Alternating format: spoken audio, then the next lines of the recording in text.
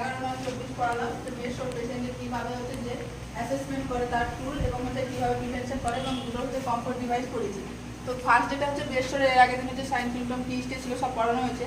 আজকে হচ্ছে অ্যাসেসমেন্ট হচ্ছে বেস্টর যে স্কেলের সাহায্যে অ্যাসেসমেন্ট করা হয় সেটা হচ্ছে গার্ডেন স্কেল। এর হচ্ছে 6 প্যারামিটার থাকে। এখানে স্কোর থাকে, মিনিমাম স্কোর 6 থাকে আর হচ্ছে ম্যাক্সিমাম স্কোর হচ্ছে 23 থাকে। তো সেই 6 প্যারামিটারগুলো হলো যেমন হচ্ছে যে কি ময়েশ্চারাইজার হচ্ছে এখানে 1 থেকে 4 থাকে, অ্যাক্টিভিটি 1 থেকে 4 থাকে, নিউট্রিশনাল সাপ্লিমেন্টের ক্ষেত্রে 1 থেকে 4 থাকে এবং হচ্ছে মোবিলিটি সেন্সারি 1 থেকে 4 থাকে, সেন্সারি পারসেপশন হচ্ছে 1 থেকে 4 থাকে এবং ফিকশন 1 থেকে 3 থাকে। তো টোটাল হচ্ছে যদি ম্যাক্সিমাম যদি স্কোরটা দেখছি তাহলে হচ্ছে 23 হচ্ছে আর মিনিমাম হচ্ছে 6 স্কোর থাকে। তো এখানে সে স্কোর অনুযায়ী পেশেন্টের যে কতটা রিস্ক আছে বেশি হওয়া তার সম্ভাবনা হচ্ছে যে এখানে দেখা যায়। তো যদি বিলো 9 বা 9 থাকে তাহলে হচ্ছে very high risk of best ক্ষেত্রে থাকে। তারপরে হচ্ছে যে 10 to 12 যখন থাকে তখন হচ্ছে হাই রিস্ক অফ বেস্ট পেশেন্টের ক্ষেত্রে, 30 to 40 যখন থাকে মডারেট হচ্ছে রিস্ক অফ বেস্টের ক্ষেত্রে, আর 15 to 80 থাকে হচ্ছে মাইল্ড হচ্ছে রিস্ক অফ বেস্ট পেশেন্টের ক্ষেত্রে, আর হচ্ছে 90 থাকে হচ্ছে যে নো রিস্ক অফ বেস্টের ক্ষেত্রে। তারপরে হচ্ছে যে প্রিভেনশন, আমরা কীভাবে প্রিভেনশন করবো। তো ফার্স্ট হচ্ছে যে আমরা প্রিভেনশন, এটা হচ্ছে সবথেকে ইম্পর্টেন্ট জিনিস যে প্রিভেনশন করার সময় আমরা কী করবো 2 আওয়ারলি হচ্ছে পেশেন্টটা কী করবো যে পজিশন চেঞ্জ করবো। মেন হচ্ছে যে বেসরটা কেন হচ্ছিলো যে একই অবস্থায় থাকার জন্য, তাহলে আমরা কী করবো পজিশনটা বারবার হচ্ছে চেঞ্জ করবো। তারপরে ওখানে ইউজ করবো এয়ার অ্যান্ড হচ্ছে ওয়াটার ম্যাট্রিক্স যেটা থাকে সেটা হচ্ছে ম্যাট্রিক্স মানে কি হচ্ছে গদি, যেটা হচ্ছে ইউজ করবো যেন প্রেশারটা না পড়ে পেশেন্টের ক্ষেত্রে। আর এখানে কি বলেছিলাম যে প্রপার হচ্ছে যে আমরা কী করবো নিউট্রিশনের ডায়েটটা কী করে সাপ্লিমেন্ট দেবো এবং ট্রিটমেন্টের ক্ষেত্রে কী করছি যে হাই প্রোটিন ডায়েট দেবো সেখানে।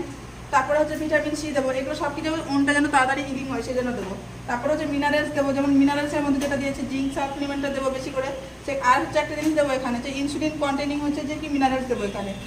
ইনসুলিনের আর একটা কিসের ক্ষেত্রে ইউজ করা হয় বলেছিলাম যে ডায়াবেটিক পেশেন্টের ক্ষেত্রে ইনসুলিন দিই। এখানে কি হচ্ছে যে পেশেন্টের আমরা কী করছি যে ট্রপিক্যালি ইনসুলিন ইউজ করছি এখানে কি উনটা হিলিং করার জন্য ইউজ করছি। ওয়াটার প্রুফ হচ্ছে অয়েনমেন্ট, জিঙ্ক অক্সাইড যে হচ্ছে ঘাটের জন্য তাড়াতাড়ি শুকোয়। এগুলো হচ্ছে যে মেডিকেল সাপ্লিমেন্টগুলো গেল।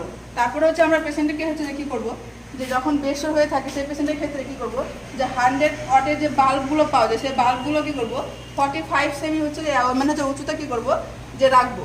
সে কী করবো সেখানে যে তাপটা উৎপন্ন হয় সেটা কী করবে যে সে বেস্টটাকে কী করবে যে ড্রাই করবে এবং নুনটাকে হেল্প করতে সাহায্য করবে। এটা কতক্ষণ ধরে রাখবো আমরা যে 10 মিনিট ধরে আমরা রাখবো। কীভাবে ওটা ড্রাই হচ্ছে যেহেতু হচ্ছে আমরা যখন লাইটটা দিচ্ছি তখন কী হচ্ছে সেখানে হচ্ছে তা হিট উৎপন্ন হচ্ছে। হিটটা কী করছে যে ব্লাড ভেসেল যেগুলো আছে সেগুলো ডাইরেক্ট করছে আর ব্লাড সার্কুলেশন ভালো মতো করে কী হচ্ছে যে সার্কুলেশন বাড়লে কী হচ্ছে যে সাইডটা কী হচ্ছে হিলিং প্রসেসটা কী হচ্ছে বাড়তে থাকবে। এবার বেডশোর পেশেন্টের ক্ষেত্রে আমরা হচ্ছে যে কীভাবে আমরা ড্রেসিং করবো। বেডশোর ক্ষেত্রে মানে পেশেন্টের ক্ষেত্রে আমরা সবসময় কী করবো যে কোনো পেশেন্টের ক্ষেত্রে কী করি আমরা ক্লিন টু হচ্ছে আনক্লিন দিকে আমরা ড্রেসিং করবো। বেডশোরের পেশেন্টের ক্ষেত্রে কী হচ্ছে সাইড যে পেরিফেরাল এরিয়া থাকে সেটা কী হচ্ছে বেশি হচ্ছে যে ক্লিন থাকে আর সেন্ট্রালটা হচ্ছে যে আনক্লিন থাকে।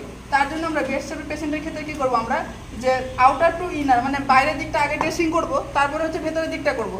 কিন্তু যখন সার্জিক্যাল পেশেন্ট থাকে বা সার্জারি কোনো থাকে তখন আমরা কী করি আগে সেন্ট্রাল পার্টটা করি কারণ যে ক্লিন টু আনক্লিন যায়, তারপরে আমরা কী করি পেরিফেরালটা করি সাইডগুলো করি। তাহলে এখানে কী হচ্ছে বেডশোরের ক্ষেত্রে আউটার টু ইনার করছি আর সার্জিক্যাল উনের ক্ষেত্রে কী করছি ইনার টু হচ্ছে আউটার করছি। এবং এখানে আমি দুটো কমফোর্ট ডিভাইসের নাম লিখেছি, একটা হচ্ছে পিলো। এখানে কী করে পিলোটা হচ্ছে কমফোর্ট ডিভাইসটা হচ্ছে যে বডি সাপোর্ট কী করছে provide support of the body, স্প্লিটটা হচ্ছে incisional area of the reduce, আর কী হচ্ছে পোস্ট অপারেটিভ পেইন ডুরিং হচ্ছে কাফিং। যখন হচ্ছে পোস্ট অপারেটিভ পেশেন্ট থাকছে তখন হচ্ছে যে কাফিং করছে বা ব্রিদিং হচ্ছে তখন এটা হেল্প করছে। আর নি রেস্টের ক্ষেত্রে যেমন হচ্ছে লিখেছিলাম যে লিগামেন্ট টেন্ডন সেগুলো হচ্ছে ইনভলভ হচ্ছে। তো কী করবো এটা রিল্যাক্সেশন অফ দ্য লিগামেন্ট। লিগামেন্টটা কী বলেছিলাম এর আগের দিন